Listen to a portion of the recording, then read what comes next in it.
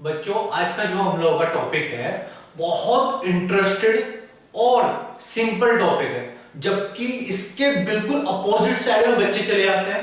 कैसे?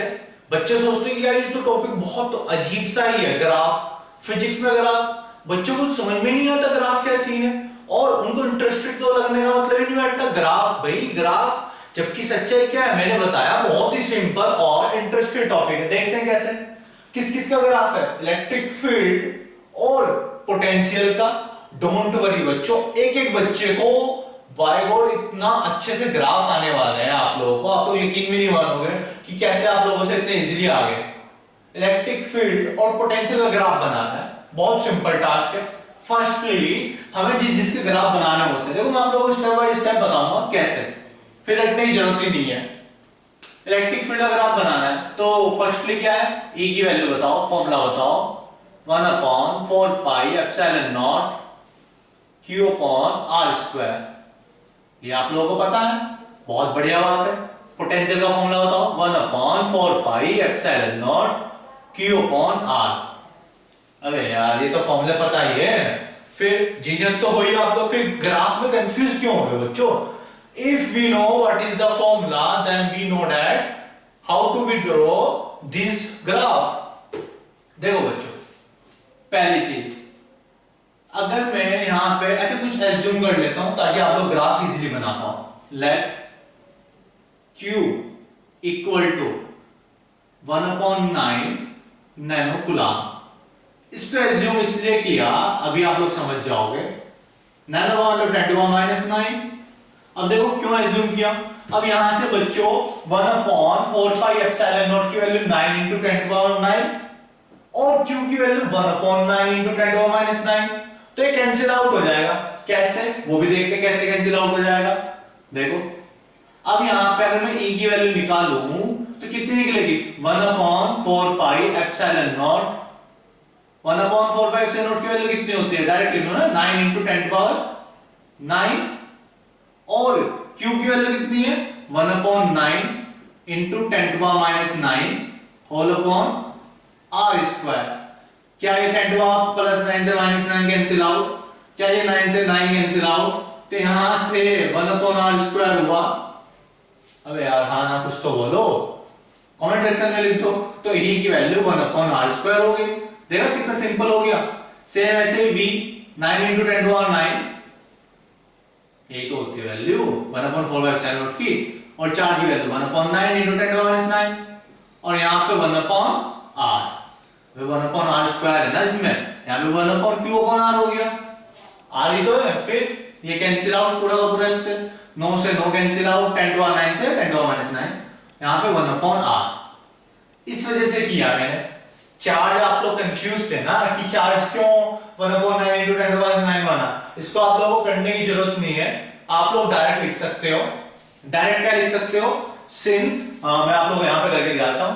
आप लोग लिख सकते हो direct, since E proportional to 1/r² और V proportional to 1/r, ये भी आप लोग डायरेक्ट लिख सकते हो यहां से। और ये इसके लिए ये वाला, ये तो सिर्फ मैंने आप लोगों को बेसिक अंडरस्टैंडिंग के लिए, क्योंकि हम लोग परफेक्ट यहाँ पे डेटा चाहते हैं, उस वजह से किया। बाकी बच्चों आप लोग डायरेक्ट कर सकते हो। ठीक, देखो कितना मजा आने वाला है। अब यहां से मैं आप लोगों को E और V एक साथ ग्राफ बना के दिखाऊंगा।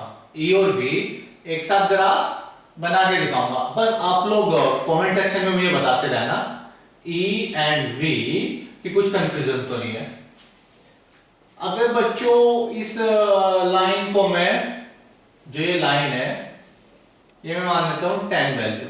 अब 0 से शुरू होगी, 1 2 3 4 5 6 7 8 9 10 मान लिया। और ऐसे ही है, 0 के बाद 1 2 3 4 5 6, यहां पे फाइनली ये ऊपर कहां तक बढ़ेगी? इनफाइनाइट तक। यहां तक डिस्टेंस कहां तक बढ़ेगी? डिस्टेंस के लिए है ना, ये कहां तक जाएगी? इनफाइनाइट तक। E और V कहां तक जाएंगे? ऊपर तक बढ़ते हुए इनफाइनाइट तक। तो देखो बच्चों, अब मैं इसमें एक चेंज करता हूं आप लोगों को ताकि अच्छे समझ में आए। जो ग्राफ होगा V का, किसका ग्राफ? V का, वो हम लोग लेंगे ब्लू से, और जो ग्राफ होगा E का, वो लेंगे हम लोग ब्लैक से, ताकि आप लोग डिफरेंशिएट कर पाओ, डिफरेंस बता पाओ कि ई कौन सा है और बी कौन सा है। आप लोगों को कोई प्रॉब्लम ही नहीं होगी।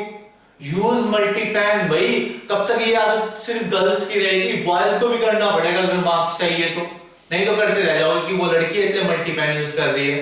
अबे लड़के भी करते हैं, शर्माने वाली क्या बात है, मार्क्स चाहिए ना, फिर मार्क्स चाहिए तो करना पड़ेगा सब कुछ। अब मल्टीपेन यूज करने के बाद हम लोग इजीली ड्रॉ कर पाएंगे। अच्छा पहले मैं आप लोगों को यहाँ पे ई और बी का एक साथ ग्राफ बाद में बनाएंगे, अलग अलग बना लेते हैं। कुछ बच्चे कहेंगे नहीं सर मुझे तो आता है, तो सबको पढ़ाना है मुझे, नहीं आता तो रिवाइज करो, आता है तो स्किप करो, थोड़ा सा और आगे चले जाओ। तो ई और बी का ग्राफ सीखते हैं पहले, फिर बाद में एक साथ बनाएंगे। वे पहले अलग अलग चीजें पढ़ोगे तभी तो एक साथ पढ़ पाओगे ना। तो ई और बी का ग्राफ देखते हैं। ई का ग्राफ हम लोग ब्लैक से बना रहे हैं, तो ब्लैक से ग्राफ देखते हैं। ई और यहाँ पे आर डिस्टेंस। अच्छा मेरी लाइन थोड़ी सी जो है तिरछी बनती है, आप लोग स्केल से बनाना भाई, एग्जाम में मार्क्स मुझे नहीं चाहिए, आप लोगों को चाहिए, मैं तो सिर्फ पढ़ा रहा हूं आप लोगों को, तो इसका ध्यान रखना पड़ेगा कि हाँ सर बिल्कुल ध्यान रखेंगे, रखो भाई। अब देखो, अब यहां से अगर मैं, आप लोग देखो इस वाली इक्वेशन से अगर मैं r इक्वल टू 0 ले लूं, नीचे 0, r इक्वल टू 0, नीचे अगर मैं 0 रखूं तो e की वैल्यू इनफाइनाइट, तो यानी कि जब यहां r इक्वल टू 0 है तो e की वैल्यू कहां से शुरू हुई, इनफाइनाइट से, यहां से ग्राफ यहां से शुरू होगा कहीं मतलब ऊपर से। और जब आप r को बढ़ाओगे बढ़ाओगे बढ़ाओगे, बढ़ा के कितना कर दिया, इनफाइनाइट कर दिया, तो e की वैल्यू जब नीचे इनफाइनाइट रखूंगा तो 0, यानी कि जब आप ग्राफ यहां तक ले जाओगे तो वो e की वैल्यू बढ़ते बढ़ते बढ़ते नीचे आ जाएगी। दैट मींस, समझ में आया बच्चों?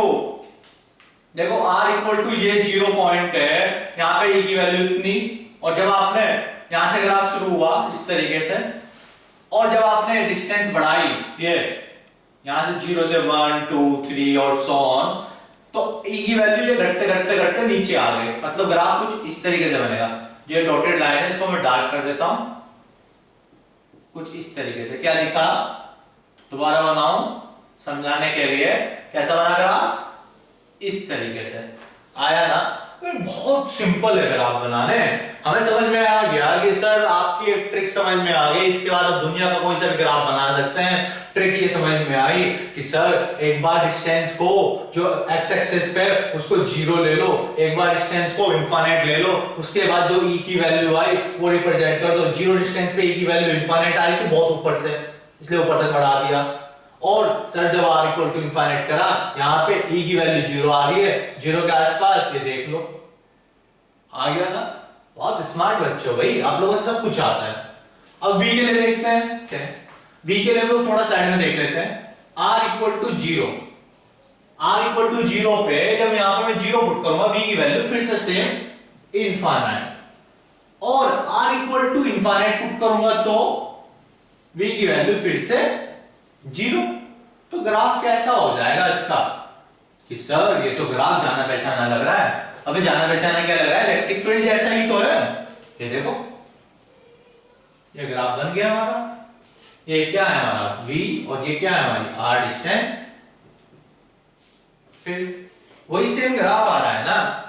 अब प्रॉब्लम आ गई भाई बच्चों, क्या सर ये ग्राफ ओवरलैप करेंगे जब e और v का एक साथ बनाओगे r के साथ, आया कंफ्यूजन?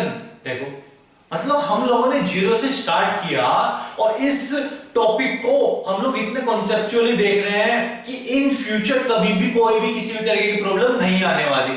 अच्छा आप लोग इसका स्क्रीनशॉट लो बच्चों, स्क्रीनशॉट लेने के बाद मैं आप लोगों को फिर ग्राफ, आप लोग देख लो थोड़ा सा घोच सी हो गई, थोड़ा जैसे सही सा होगा, फिर मैं आप लोगों को दोबारा से बनाऊंगा। क्या आप लोगों ने स्क्रीनशॉट लिया ई का ग्राफ और v का? बच्चों ई और v अलग अलग तो हम लोग सीख गए थे, स्क्रीनशॉट तो भी आप लोगों ने ले लिया था, मैंने दोबारा से ग्राफ बना दिया ताकि आप लोग एक बार एक साथ देख लो और फिर हम लोग वहां पे कोरिलेट कर पाए।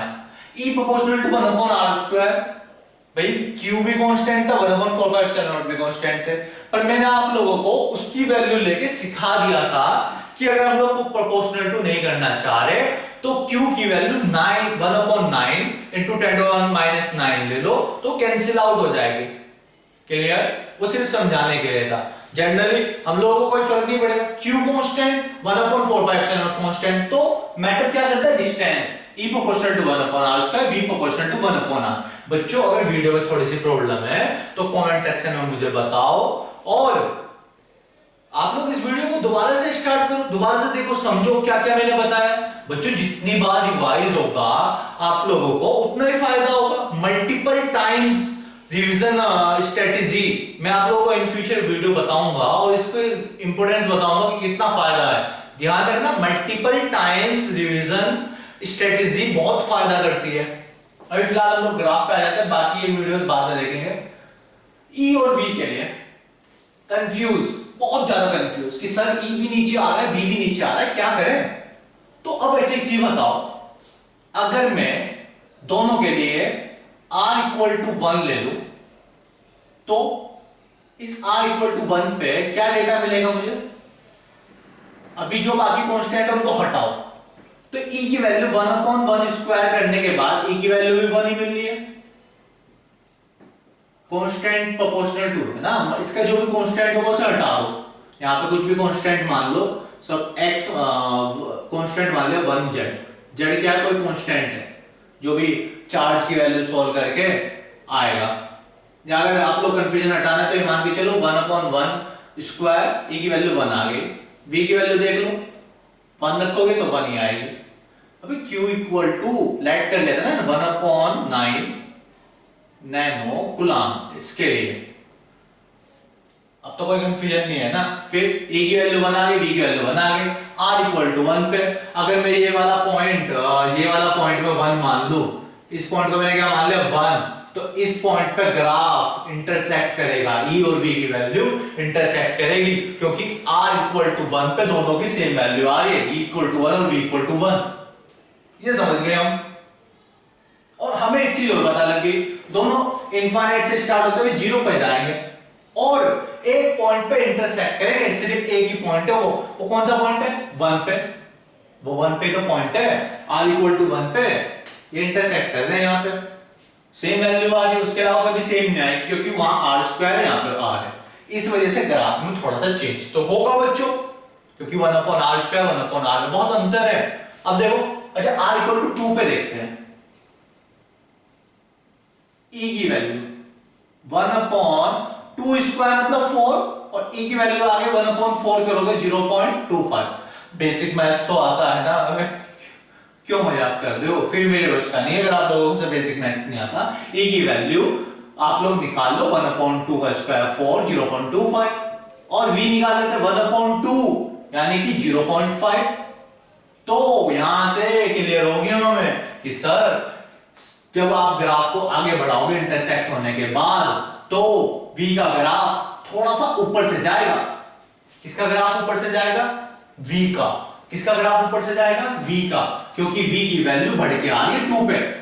तो जब आप यहां पे इस पॉइंट 2 पे आ जाओगे, इस पॉइंट 2 पे आ जाऊंगा मैं, तो ग्राफ इस 2 पे e की वैल्यू और v की वैल्यू में डिफरेंस क्या है, v बढ़ा है, यानी कि इस पॉइंट के बाद e, तो अगर ये e जा रहा है ऐसे 0 की ओर, तो उसी टाइम v यहां से ऊपर से जाएगा, क्योंकि तुम लोग देखो ना, ये v के लिए और ये e के लिए दोनों तो जाना 0 पे ही है, क्योंकि इनफाइनाइट पे आगे 0 हो जाएगी वैल्यू, ये छोटा छोटा होता चला जाएगा फाइनली वहां आके। पर बच्चों इस 2 पॉइंट पे आप लोग खुद देखो यार, इस 2 पॉइंट पे r इक्वल टू 2 पे v की वैल्यू बड़ी आ रही है ना 0.5, इसलिए मैंने इसको ग्राफ को ऊपर भेज दिया v को, और e की वैल्यू कितनी आ रही है, छोटी आ रही है, इसलिए मैंने e का ग्राफ नीचे ले लिया। अब ये तो क्लियर हो गया ना। फिर अब देखो, अच्छा 10 वैल्यू थी, 10 मान लिया था, तो अब मैं किसके लिए करूंगा कैलकुलेशन, e इक्वल टू 10 के लिए r निकालना चाहता हूं। अच्छा यहां से अगर मैं r निकालना चाहूं, एक बार v इक्वल टू 10 पे और एक बार मैं चेक करूंगा कि ग्राफ कैसे कैसे हुआ। देखो e इक्वल टू 10 पे, e इक्वल टू 10, तो यहां से अगर मैं r की वैल्यू निकालूं तो ये 1r² इक्वल टू 1/10, e नीचे चला गया, r² ऊपर आ गया, तो r की वैल्यू 1/√10, √10 का मतलब 3 पॉइंट समथिंग। तो जब मैं 1/3 समथिंग करूंगा अप्रोक्सीमेट, तो वैल्यू आएगी 0.3। वैल्यू कितनी आई? 0.3। अब इस पे देखते हैं, यहां से v प्रोपोर्शनल टू 1/r, तो r की वैल्यू क्या आ गई? 1/10। तो r की वैल्यू क्या आ गई? 0.1। देख रहे हो बच्चों, e और v की 10 वैल्यू लाने के लिए, इस पे लाने के लिए r की वैल्यू को छोटा होना पड़ेगा v के लिए। मतलब अगर ये पॉइंट 0.1 है और ये 0.3, तो यहां से क्या क्लियर हो गया? 0.1 पे v की वैल्यू 10 आ रही है, यानी कि इस पॉइंट पे, इस 0.1 पे ना, यहां पे ये ऐसे जा रहा है 0.1 पे, और 0.3 पे e की वैल्यू 10 आ रही है। तो एक ग्राफ 0.3 वही वहां पे, ग्राफ ऐसे जा रहा है। अब तो आया, तो यानी कि आप लोग देख लो ग्राफ में कितना चेंज आया। वो ऐसे ऐसे होते हुए नीचे से चला गया और वो पीछे से होते हुए ऊपर से चला गया। ये कैसे हो पाई कैलकुलेशन? ये कैलकुलेशन हो पाई सिर्फ और सिर्फ मैथमेटिक्स की हेल्प से। बच्चों, मैथ्स आप लोगों को मैंने 11th क्लास में बहुत अच्छे से बताया, essential mathematics is the language of physics. अबे कोई बच्चा आया क्लास के अंदर, ट्यूशन के अंदर, दूसरे ने कहा अबे कैसे आया? उसने कहा बाइक से आया। कैसे? कितनी तेजी से आया? उसने कहा बहुत तेजी से आया। टीचर ने पूछ लिया, गुस्से में आ गया, कितनी तेजी से आया? उसने कहा सर बहुत तेजी से आया। फिर से कितनी तेजी से आया? बताया बाहर करो। सर बहुत तेजी से आया। तो यहां पे उस बच्चे की कमी क्या थी? उस बच्चे ने क्या कमी थी? उसने एसेंशियल मैथमेटिक्स नहीं ले लगाई कि सर मैं 60 की स्पीड से आया हूं, 60 kilometre per hour, 80 kilometre per hour, 100 kilometre per hour. We want mathematics to define physics. बच्चों, essential mathematics is the language of physics. तो हमें मैथमेटिक्स आनी जरूरी है। आप लोग देख रहे हो ग्राफ हमें मैथ्स के थ्रू सॉल्व हुआ, तो ग्राफ कहां से? e और v की वैल्यू इनफाइनाइट से चलती आ रही, 0 पे पहुंच जाएगी यहां कहीं आके। पर ग्राफ में जो चेंज है वो आप लोगों से आ गया।